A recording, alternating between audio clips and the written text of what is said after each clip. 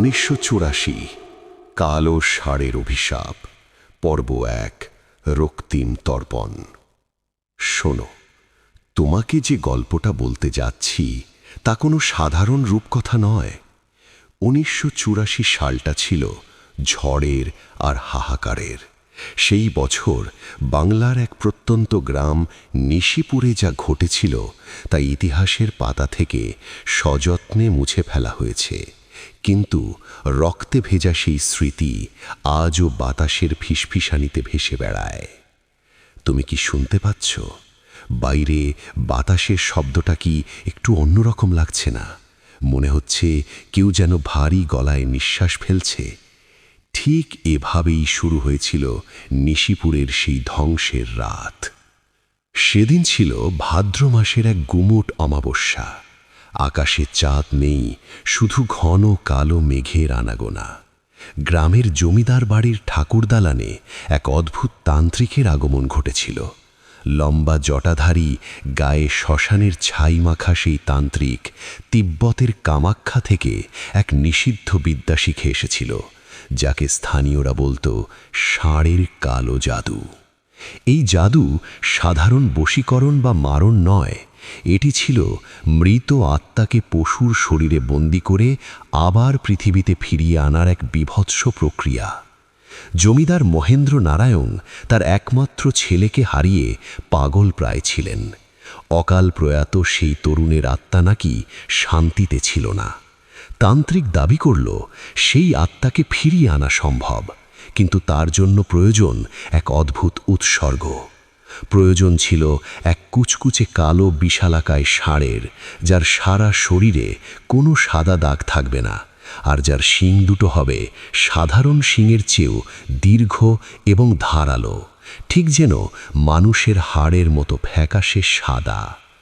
জমিদার মশাই তার সর্বস্ব দিয়ে সেই কালো ষাঁড়টি জোগাড় করলেন।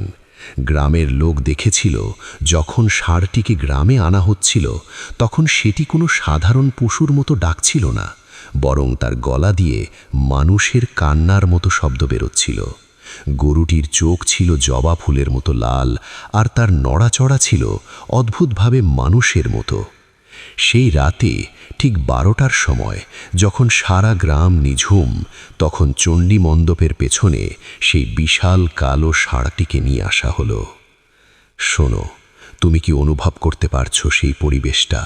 চারিদিকে মশাল জ্বলছে, কিন্তু সেই আগুনের আলো যেন অন্ধকারকে আরো গাঢ় করে তুলছে। তান্ত্রিক যখন মন্ত্র পড়া শুরু করল, বাতাসের গতি হঠাৎ বদলে গেল। গাছের পাতাগুলো স্থির হয়ে গেল, যেন প্রকৃতি নিজেও ভয়ে কুঁকড়ে গেছে। তান্ত্রিকের মুখ দিয়ে বেরোতে লাগলো এক বিকট গলার মন্ত্র, যা শুনলে মনে হয় মাথার ভেতরে কেউ হাজারটা সূচ ফোটাচ্ছে। যজ্ঞের আগুনের শিখা সাধারণ লাল বা কমলা নয়, বরং ঘন বেগুনি রং ধারণ করল। সেই ধোঁয়া থেকে নাকে আসছিল পচা মানুষের মাংস পোড়া গন্ধ। তান্ত্রিক তার কোমরে রাখা রূপোর খঞ্জরটি বের করল। খঞ্জরটির হাতলে খোদাই করা ছিল একটি নরমুণ্ড। সে ষাঁড়টির সামনে গিয়ে দাঁড়াল। ষাঁড়টি একবারও নড়ল না, বরং সে শান্ত হয়ে তান্ত্রিকের চোখের দিকে তাকিয়ে থাকল। যখন তান্ত্রিক প্রথম আঘাত হানল ষাঁড়টির গলায়, তখন এক অদ্ভুত ঘটনা ঘটল। এক ফোঁটা রক্ত মাটিতে পড়ল না, বরং সেই কালো ষাঁড়টি মানুষের গলায় বিকট অট্টহাসি হেসে উঠল। সেই হাসিটা ছিল এমন, যা শুনলে তোমার গায়ের লোম খাড়া হয়ে যাবে। পুরো চণ্ডী মণ্ডপ কেঁপে উঠল। সেই হাসির শব্দে গ্রামের সব কুকুর একসাথে কেঁদে উঠল, কিন্তু সেই কান্না ছিল আতঙ্কের। জমিদার মশাই ভয়ে পিছিয়ে গেলেন, তার শরীর থর থর করে কাঁপছিল, কিন্তু তান্ত্রিকের চোখ তখন পাথরের মতো স্থির। তান্ত্রিক চিৎকার করে বলল, রক্ত মাটিতে পড়বে না মহেন্দ্রবাবু, রক্ত যাবে আত্মার তৃষ্ণায়। আপনার ছেলে আসছে, কিন্তু সে একা আসছে না। হঠাৎ করেই সেই ষাঁড়ের শরীর থেকে কালো ঘন ধোঁয়া বেরোতে শুরু করল। সেই ধোঁয়া ধীরে ধীরে জমাট বেঁধে জমিদারের মৃত ছেলের অবয়ব ধারণ করল। কিন্তু শোনো, সেই অবয়বের মুখটা ছিল না মানুষের, মানুষের দেহের ওপরে বসানো ছিল সেই বিশালাকায় কালো ষাঁড়ের কাটা মাথাটা। তার নাক দিয়ে অনবরত গরম বাষ্প বেরোচ্ছিল, আর তার চোখ দুটো ছিল একদম জীবন্ত, ঠিক যেমনটা ছিল সেই ষাঁড়টির। তুমি কি ভাবতে পারছো সেই বীভৎস দৃশ্য? অন্ধকারের মধ্যে এক বিশালাকায় দানব দাঁড়িয়ে আছে, যার শরীরে মানুষের রক্ত আর পশুর মাংস মিলেমিশে একাকার হয়ে গেছে। সেই সত্তাটি প্রথম কথা যখন বলল, তখন মনে হলো হাজারটা মরা মানুষের হাড় একসাথে চিবানো হচ্ছে। সে গুম গুম শব্দে বলল, বাবা, আমাকে ডেকেছ কেন? এখন যে আমাকে খাবার দিতে হবে, আমার প্রচণ্ড খিদে পেয়েছে বাবা। জমিদার ভয়ে চিৎকার করতে চাইলেন, কিন্তু তার গলা দিয়ে কোনো শব্দ বেরোলো না। তান্ত্রিক তখন উন্মাদ হয়ে নাচছে আর বলছে, রক্তের বদলে রক্ত, প্রাণের বদলে প্রাণ। হঠাৎ করেই সেই ষাঁড় মানবটি এক বিশাল থাবায় তান্ত্রিকের মাথাটা শরীর থেকে আলাদা করে দিল। রক্তের ফোঁয়ারা তিলকের আগুনের উপর পড়তেই আগুনটা দাউ দাউ করে চলে উঠল। তান্ত্রিকের দেহটা মাটিতে লুটিয়ে পড়ল, কিন্তু তার মাথাটা তখনও হাসছিল। সেই ষাঁড় মানবটি এরপর জমিদারের দিকে এগিয়ে গেল। জমিদার মশাই হামাগুনি দিয়ে পালানোর চেষ্টা করলেন, কিন্তু সেই দানবটির গতি ছিল অকল্পনীয়। সে এক লাফে জমিদারের ঘাড় মচকে দিল।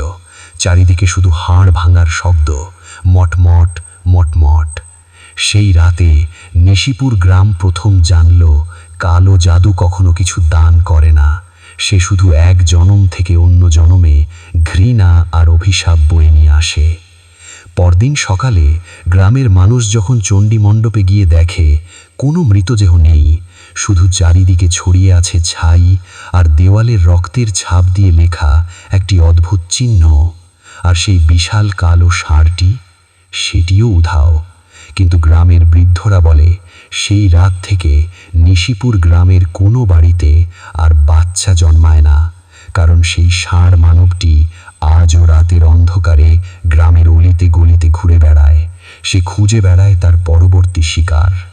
শোনো, তুমি কি জানো সেই ঘটনার পর থেকে কেন ওই গ্রামের লোকেদের বাড়িতে কোনো আয়না থাকে না? কারণ আয়নায় নাকি সেই মানুষের শরীরের ওপরে ষাঁড়ের মাথাটা দেখা যায়।